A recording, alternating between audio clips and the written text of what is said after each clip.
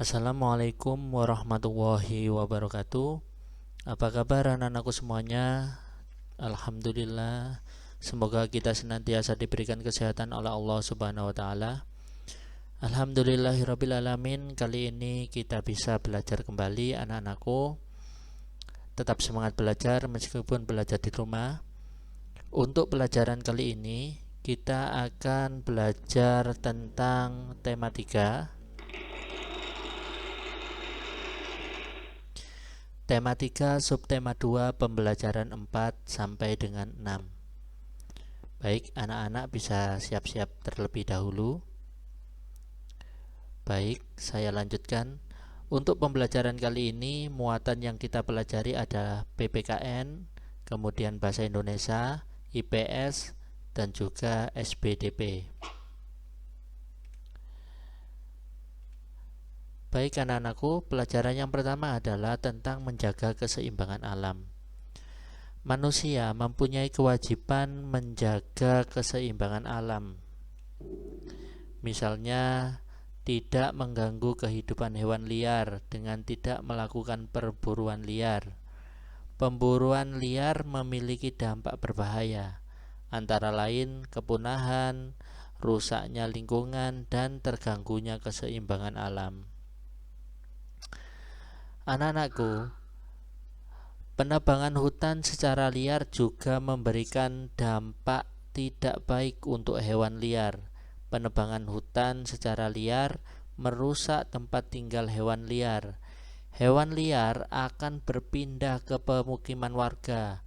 Hal ini tentu akan mengganggu warga karena hewan liar akan merusak perkebunan atau peternakan. Selain itu, rusaknya hutan juga menyebabkan lingkungan sekitar tidak lagi seimbang.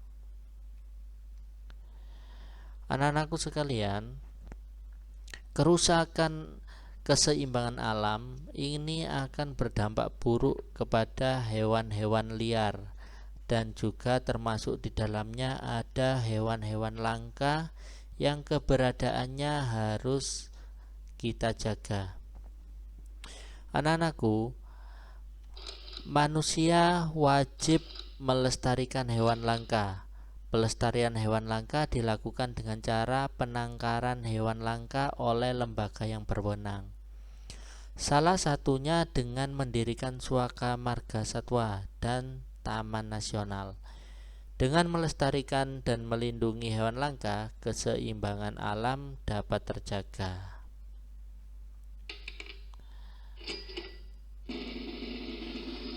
Nah, di sini ada beberapa gambar anak-anakku. Ketika alam seimbang, maka hewan-hewan yang kita pelihara akan menjadi baik dan memberikan manfaat bagi kita semuanya. Ada beberapa manfaat yang bisa diambil oleh manusia. Anak-anakku, hewan merupakan sumber daya alam yang dapat dimanfaatkan oleh manusia. Hewan memiliki tempat hidup. Ada hewan yang tinggal di darat. Ada juga hewan yang tinggal di perairan. Nah, berikut adalah beberapa contoh hewan-hewan yang bisa dimanfaatkan oleh manusia. Di sini ada kelinci. Kelinci hidup di darat, anak-anakku. Kaki belakang kelinci lebih panjang dan kuat sehingga mampu melompat di darat dengan baik. Makanan kelinci adalah wortel. Kelinci umumnya dijadikan hewan peliharaan. Nah, mari kita kenali ciri-ciri yang lain dari sumber daya alam yang bisa dimanfaatkan oleh manusia. Selain kelinci, anak-anakku, ada bebek. Bebek tinggal di darat, namun bebek juga dapat berenang di perairan. Bebek dibudidayakan di peternakan. Bebek dapat dimanfaatkan daging dan telurnya. Telur bebek dapat diolah menjadi telur asin.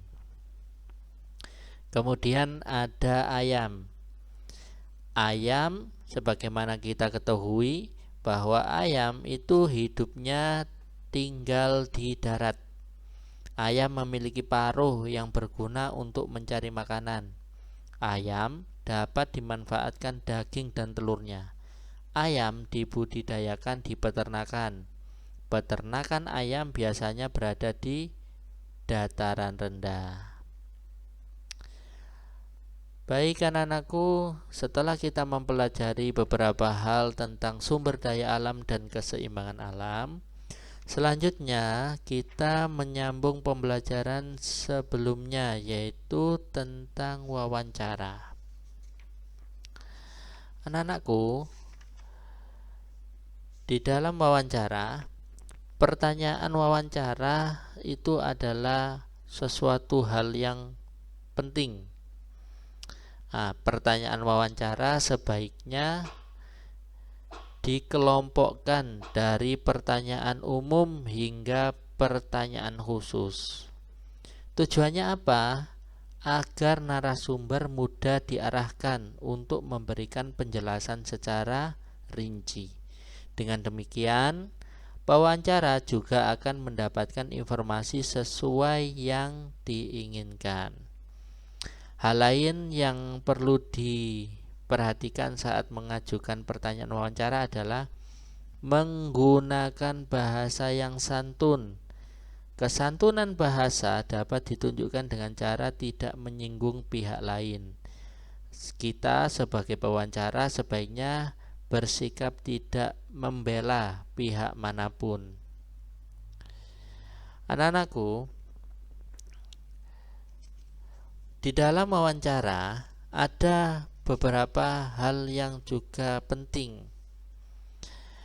Ketika wawancara, kita mengajukan berbagai pertanyaan untuk menggali informasi penting dari narasumber saat wawancara.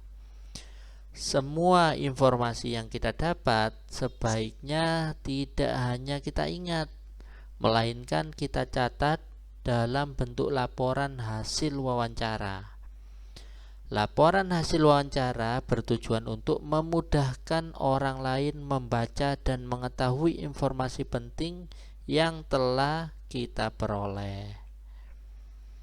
Ini adalah format membuat laporan wawancara. Hal penting yang harus dicatat adalah topik wawancara, sehingga wawancara kita menjadi fokus. Topiknya apa? Catat. Kemudian narasumbernya siapa? Catat. Pewawancaranya kamu sendiri, atau ketika membuat laporan wawancara di televisi, kamu tulis siapa yang menjadi pewawancara, kemudian waktu dan tepatnya kapan.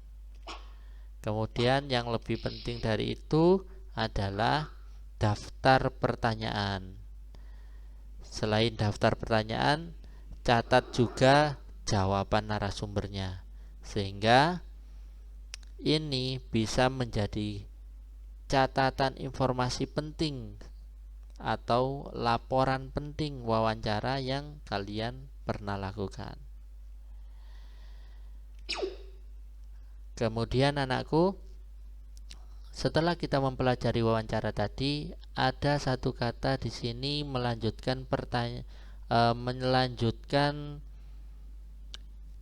pembelajaran sebelumnya di SBDB, seni budaya ya. Ada kata apresiasi. Anak-anak ketika mendengar kata apresiasi, apa yang ada di benak anak-anakku semuanya? Apresiasi adalah pemberian penilaian yang baik terhadap suatu karya.